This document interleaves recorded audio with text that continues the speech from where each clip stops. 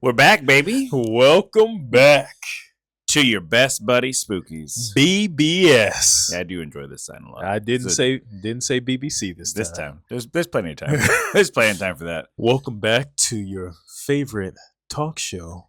Yeah, Your favorite talk show that comes back harder every week. every week. Every week. Yes, Today is Did You Know Mondays. that's right.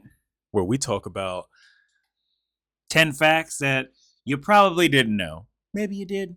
maybe you did. Maybe you didn't. It's all right. It's fine. You know, We're learning. knowledge is power. Yeah, get learned. Get learned. Get learned. We talking about Sinners. Yes. God damn, that movie was so goddamn good. That was really fucking good. Ryan Coogler. Yep. Ryan Coogler. Michael B. Jordan. Haley Steinfeld. Yeah. It's a fantastic movie. Oh, yeah. Really was.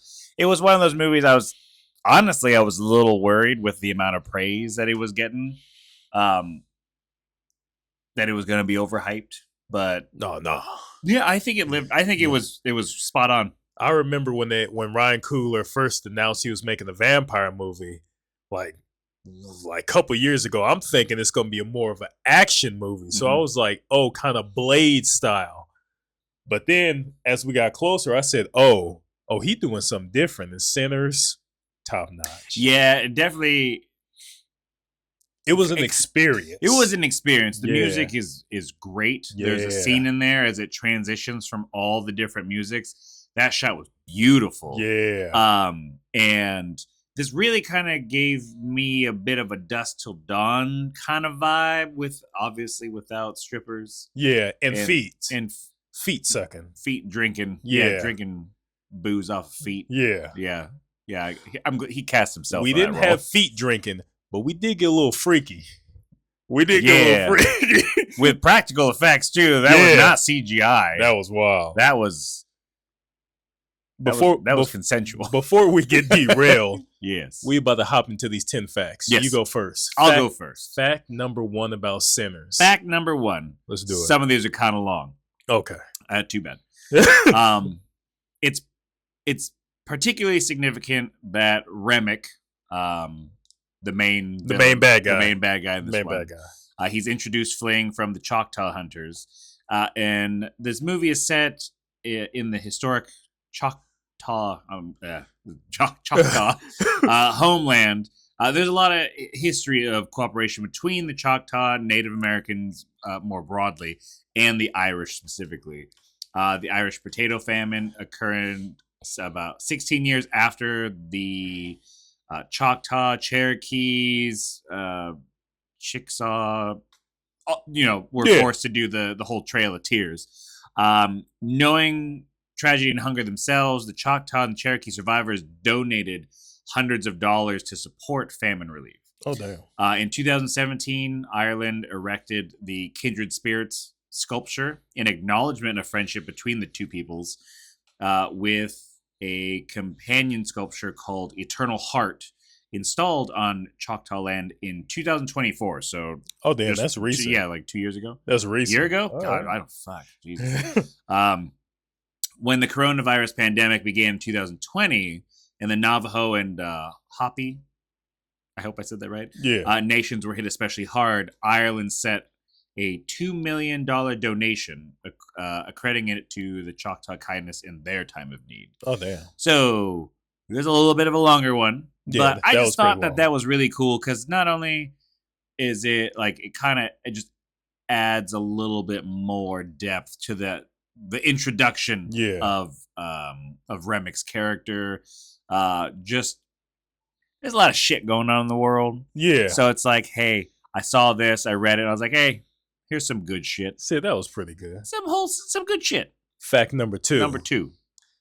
Fact number 2. Christopher Nolan and his producer, partner / wife, Emma Thomas, assisted Ryan Coogler in shooting with the 65 millimeter film.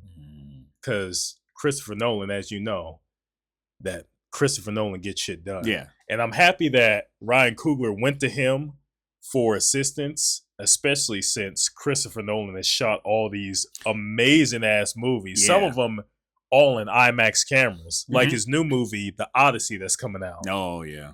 Yeah, Christopher Nolan is the only dude I know where his movie is a year away. They already selling tickets for it. And they're Yeah. sold out. Yeah, I don't think anything's happened like that since maybe like the Lord of the Rings trilogy when that Yeah. first came out. Yeah, I But- thought they were joking. It was just like, oh, tickets going on sale for Christopher Nolan's movie a year away, already sold out. And it wasn't the regular, it was the 65 millimeter IMAX, shot in all IMAX one in certain locations within the state. And I was like, damn, That's wild. that's respect. Yeah. I'm excited for that movie. Yeah, though. good for him. I'm looking forward to that one.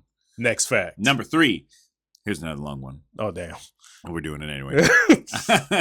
Director Ryan Coogler was asked whether he considered a potential sequel. Although it was an idea that he never thought about, the director elaborated on how what he wanted to work on something original after having done, so many franchises, basically. Yeah, Black Panther. Mm-hmm. I think that's the only franchise he's done because he did Fruitville, Black Panther, Sinners. I'm sure I'm missing another one. One of his But you know movies. what? Not everything needs to be a damn franchise. Sometimes you Yeah. could just do a movie and be done. Just one off. Yeah. So he explained his intention with the film. He wanted to feel like what he called like a full meal. It would be a finished thing. Quote, I never think about that. I've been in a space of making franchise films for a bit, so I wanted to get away from that. I was looking forward to working on a film that felt original and personal to me, and I had an appetite for delivering something to audiences that was original and unique. Yeah. I wanted the movie to feel like a full meal. Your appetizers, starters, entrees, and dessert. I wanted all of it there. I wanted it to be a holistic and finished thing. That was how I was asked all about it. That was always my intention. See, I like that. I like that he said he wanted to deliver this as a full meal. I think more movies should come out like that, where it's just like, hey, we don't necessarily need a sequel. Like, this is a one-off. And we need more one-off great movies where it's a full meal, full experience. There's nothing wrong with making a movie and, like he said, having it as a full meal and leaving it alone. Yeah. I mean, they had that kind of sequel teaser bait like in the credits, but Yeah. It was still a But- full meal. it's still a full meal, but it also like it leaves the door open for a potential sequel without actually being like, haha, there's more coming. It's just like, yeah, there's still stuff out there. Yeah. But it's not like a, well, here comes part 2. I felt like the movie ended on a note where where it was doors closed. doors closed. Doors To me, closed. it made sense that the door was closed. Yeah. But I could see how some people could look at that and be like, aha, maybe more. I'm like, nah. Nah, we don't need We're it. done. We don't need it. Next fact, number 4. In an interview with Ryan Coogler, this is one of my favorite. Remick, the main vampire, was inspired by Death from Puss in Boots: The Last Wish. They came out in 2022. Even with the whole glowing eyes Yeah. thing, he said that in multiple interviews where he said Puss in Boots, one of his favorite movies, and he modeled Remick after Death. Because if you haven't seen Puss in Boots: The Last Wish, they stepped up their game with that movie. That was a damn good movie. I love Puss in Boots and the Shrek. I saw it in theaters. I was like, I kept hearing people talk about it, so I bought a ticket. AMC Stubs. Go fuck with that AMC Stubs. And I went to see it, and I'm sitting there in the theater like, damn, this is a goddamn good-ass movie. And Death was something else. He wasn't fucking around. He was very calm, very like, how do I say it? Because Puss in Boots, he was just wasting all his 9 lives. And then when he got to the last one, Death showed up and said, hey, I'm just doing my job. You fucked around and found out. He said, you kept playing around and now I'm here to collect. He said, rent is due. But yeah, I'm happy that Remick had that same presence as Death in Puss in Boots. I love that, considering the type of movie that this is, like how graphic and horror related, like centric it is, that he took his character from a kid's movie. yeah. I love that. Yeah. That makes me feel good. It didn't feel like a kid's movie. When Death showed up, it felt anxiety. Even Puss in Boots, it was a point where he had a fucking panic attack in the movie. He was against the tree, just dry heaving, having a panic attack. And I'm looking around just like, hey, Hey, somebody help him. Somebody, he needs some milk. Yeah, like he need a doctor.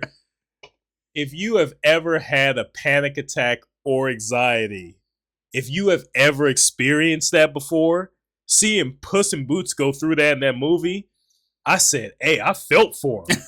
I said, I know what that's like. That was a stressful scene. I said, hey, somebody give him some water, something. Jesus. It was stressful. Love the movie. Panic attacks. Not fun. No, for the record. No. For the record. What was Number your next 5 fact? here. This is my last long one, I promise. We didn't say BBS Quickie, so we're good. This is what I really enjoyed. That I really liked. Again, director Ryan Coogler says he had an American heavy metal band Metallica on his mind when he was laying out the story's rhythm and beats. He said, I wanted the movie to have the simplicity and simultaneously the profound nature of a Delta blues song, but I wanted it to have the contrast, variation, and the inevitability of a great Metallica song, like One. That's one of my favorites. He says, One is the signature song from the band's 1988 album, Injustice for All. It starts off with almost like an easy listening solo. You know what I'm saying? And then it just goes batshit insane in a way you could have never seen coming. And at the same time, it feels like it was going there all along. He goes on to say the movie is basically that. Okay. The drummer of Metallica, one of the founders, Lars Ulrich, is credited as one of the drummers in the movie's scoring orchestra. Oh, damn. Which I fucking love. That's what's up. That was so badass to hear that Lars Ulrich was actually credited as one of the drummers. That's fucking awesome. That song specifically is one of my favorites that they've done. They did it. What was the name of it? One. It's just called One. Because it is. It starts as like this really nice guitar and then solo, it just fucking goes. And then it just goes crazy fucking... Because it starts with like gunfire and like war shit going on in the background. Then you have like this nice guitar solo. And then it just fucking goes wild. That's exactly how Sinners is. Because when I first watched Sinners, it starts off, you think it's you already know it's a vampire movie. Yeah. When it starts off, it just seems like, just like a time period piece gangster movie. Yeah, it is. That gangster and feel. Then that shift. Yeah. I say the shift is when, like, after Remick shows up. Yeah. And after that first kill, that's when we make that switch. And then the movie just fucking goes. Yeah. Yeah. I definitely see the comparisons between the movie that we got and that song. Yeah. I fucking love that song. Most definitely. Yes. You're up. Number 6. Mine's number 6 fact, short one. This is the second R-rated movie film to be shot in IMAX cameras after fucking Jordan Peele's Nope in 2022. Only 2? Yeah. This is the second R-rated horror film to be shot in IMAX film cameras after Nope. I feel like there should be more. But I could be wrong. But I could be a lying slut bitch. But I guess, I guess it makes sense in a way, horror genre. Not really shot in IMAX. It's not really. I can see why it's not shot in IMAX as much because they're not pulling in all the age groups. They're not pulling in the butts. Yeah. So it makes sense that those 2 movies did that because they were fucking bangers. Yeah. Yeah. We should get more though. Yeah. We should do more of those. If they worth it. Because I'm sure it's expensive. Yeah. It's no Winnie the Pooh. Probably in the budget. No Winnie the Pooh 3. What's the next fact? My next fact, number 7. Here, we're back to short ones now. All right.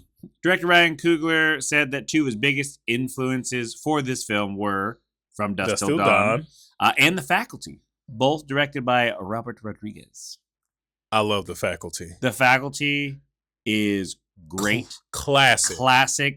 Shot in 1998. If you go back now... One of my favorite movies from that time. Yeah, from that time. Yeah. If you go back and you watch that movie, almost every scene has just a big name in there. You had Josh Hartnett. You had Robert Patrick. You had all the '90s stars. In every scene, every big star was big name star was right up in that movie. Wasn't Elijah Wood in that movie? Yep, Elijah Wood's in there. Wood. There's so many fucking names in there. It's crazy. Oh, that movie. So unfortunately I don't own that movie. But they came out with a couple of special editions that were pretty sick. Oh, I got one over there. That is good movie. We'll have to do an episode on that for sure. Yeah. I fucking love that movie. Number 8. Fact number 8. The musical montage in Sinners was inspired by Lovers Rock, an art house film by Steve McQueen that was released as a part of a Small Axe miniseries. When speaking about the film, Ryan Coogler says he was impressed with how McQueen showed the whole world can be contained in those 4 walls.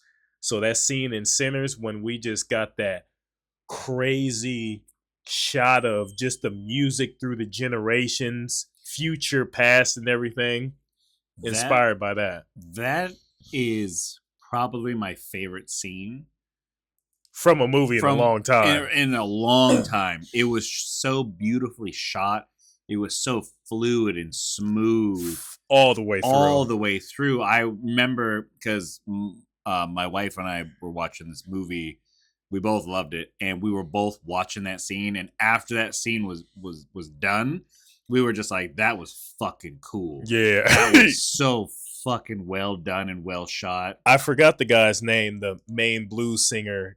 The kid in the movie, but yeah, when he started, damn, his voice too, holy shit, just echoes. Yeah, just echoes. God damn, that was a crazy damn scene. Fucking A. All right, wait, that we got number 9. Here I go. Yeah, you got number 9. Jack O'Connell, who plays Remick, signed on to only after reading the script one time. After he learned that his character would be singing Irish folk music, which was, I guess, kind of like a dream come true. For him, because he's a fan of the genre. Yeah, that's it. That's the fact right there. Fact number. I love that he is such a powerful presence in that movie. He read the script once. He's like, yeah, that's me. I want to do it. Put me in there. More fun for him. Yeah. My favorite Sinners fact number 10, last one, getting it done. Remick and the vampire eyes, those are all practical effects. That's practical effects. Like, apparently, the eyes, they did a little visual effects to make them glow a little bit more, but for the most part, all the glowing eyes in the movie were practical effects, contact lenses that they wore. Mind you, one of the visual effects team said Remick the actor and the other vampires, when they were in, they couldn't really see, but it looked cool as hell. It looked cool as shit. So practical effects for the win. Practical effects. Yeah. For the win. But unfortunately, the actors couldn't see, so they were making the best of it.